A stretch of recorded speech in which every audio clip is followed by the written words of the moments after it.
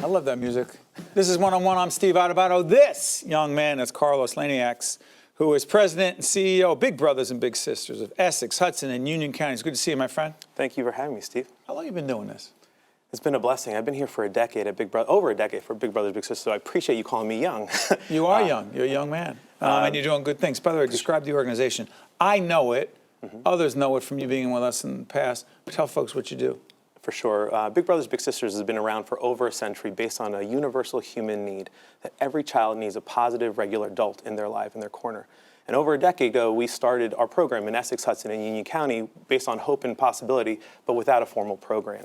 And in 2008, little did we know that the financial world would collapse, but we had a couple of angel investors, Josh Weston, Ray Chambers, the Simon Foundation, Les Quick, Rose Calley, that allowed us to launch into our maiden voyage mentoring young people based out of Newark and Jersey City. A decade later, we've served several thousand kids. We've grown tenfold in our program, and now we're celebrating that momentum with new corporate partners, a lot of our mutual friends. Who are some of the friends? Absolutely. So ADP for sure has been a stalwart for our organization. And as a newfound friend, Valley National Bank and Ira and Yvonne, they've been extraordinarily supportive as we catalyze our growth in different counties. We cover Essex, Hudson, and Union, but they're really helpful to grow our program in a Bigs in Blue partnership. Bigs in Blue, talk about Union that. County. Absolutely. So we launched in partnership with the Union County chosen freeholders, their current chairman and the government of Union County. Absolutely. Go ahead, because they do not have a county executive, if I'm not mistaken. Go ahead. And what they did essentially was they saw the best practices that we were able to do in Essex Hudson. The freeholders. The freeholders did, and they solicited a public-private partnership in partnership with Valley National to grow our Bigs in Blue program, knowing that crime prevention, the best way to prevent crime is to make sure it doesn't happen in the first place. So with the power of one-to-one mentoring, all it takes is 4 hours a month for 1 year to become a big brother or big sister, and evidence shows that negative things decrease while positive outcomes increase when we get on the front end of our young people's lives. 10th anniversary. You know, you blink and a decade passes and you realize the mission is at a whole other level, has its own wonderful momentum. We're simply manifesting the good intention and good interest of our volunteers and manifesting it into the lives of our children, knowing that every single child has this innate God-given ability and potential to manifest itself. But yet, they're sometimes thrown into complicated situations, chaos that is thrust upon them without their control. And we get young people with demographics that may determine certain destinies.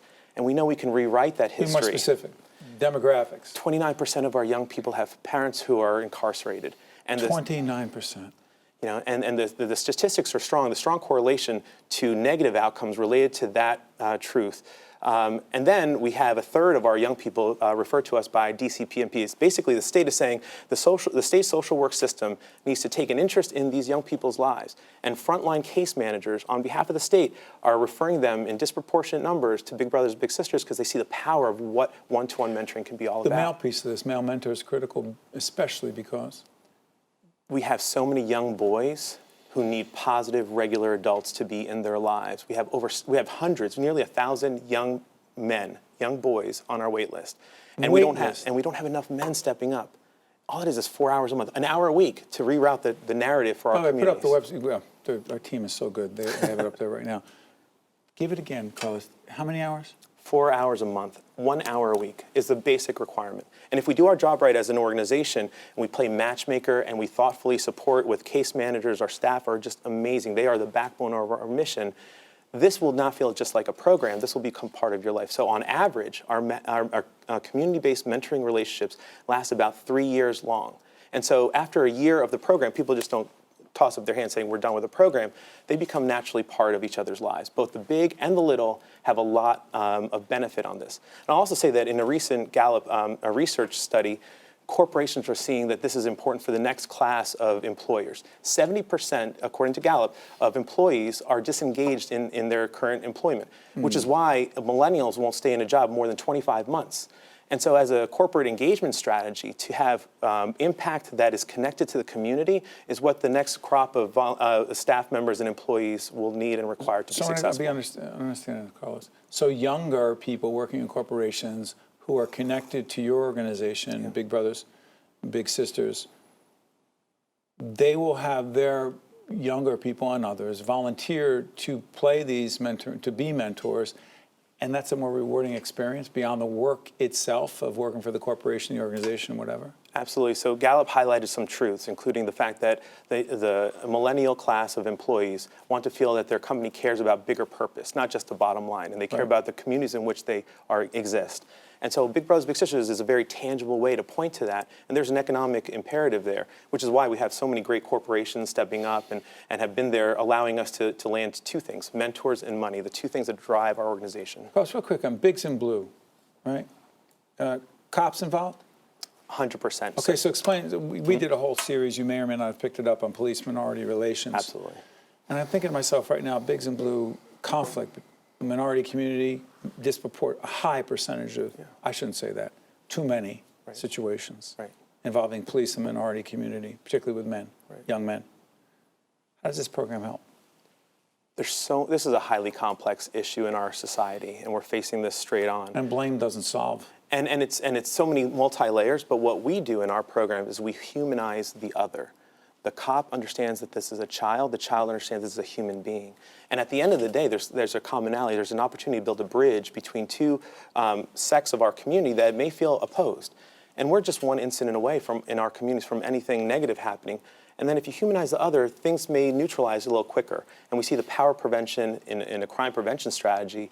And this is why mentoring is a critical element of that as well. Before let's chat here, how rewarding has this been for you? It's been, I mean, a decade passes and you don't even realize that this is a blessing. This is a sincere blessing. It's also an opportunity for me to pay it forward. We have had mentors in our lives. I know you have, and I have. When I had Crossroads, I dropped out of high school. Same one. Absolutely. The one I'm thinking. Absolutely. Ray Chambers did a lot for you, he helped start. A lot of the young people and others who work with us for a long time don't even know Ray, who Ray is. Yeah. Google Ray Chambers, one of the most extraordinary philanthropists in the state, this nation. Absolutely. He provided seed money to create the not-for-profit corporation that still runs this operation, the Caucus Educational Corporation. He was there for you as well. Absolutely, and in very critical ways that are on record and those are off record. And those are the things. A lot of advice offline. Advice and counsel, and also just knowing that someone's there when you need it. And it's not just Ray, it was a coalition of people that were really blessings. And also in my personal testimony in high school, I dropped out of Montclair High School, but yet went back in because we had positive adult mentors who said the same thing that my mom said, but they didn't have to. They were not blood related. They stepped into my life and they rerouted my trajectory. Real quick, greatest leadership lesson you've learned to date is? To be yourself when you lead. And stay true to that. Stay focused to your North Star, whatever that may be, and the things that hit challenges along the way. As long as you stay focused on the North Star, everything else is a small bump. Thank you, my friend. Thank you, sir. You're helping a lot of kids, a lot of people. You're helping the entire world. Carlos Lejnieks, thanks so much, buddy. Stay right there. We'll be right back right after this. One-on-One with Steve Adubato has been a production of the Caucus Educational Corporation, celebrating over 25 years of broadcast excellence. Funding for this edition of One-on-One with Steve Adubato has been provided by Horizon Blue Cross Blue Shield of New Jersey, Valley Bank, ADP, Rowan University, Johnson & Johnson, Summit Medical Group, and by the Robert Wood Johnson Foundation. Transportation provided by Airbrook Limousine, serving the metropolitan New York, New Jersey area.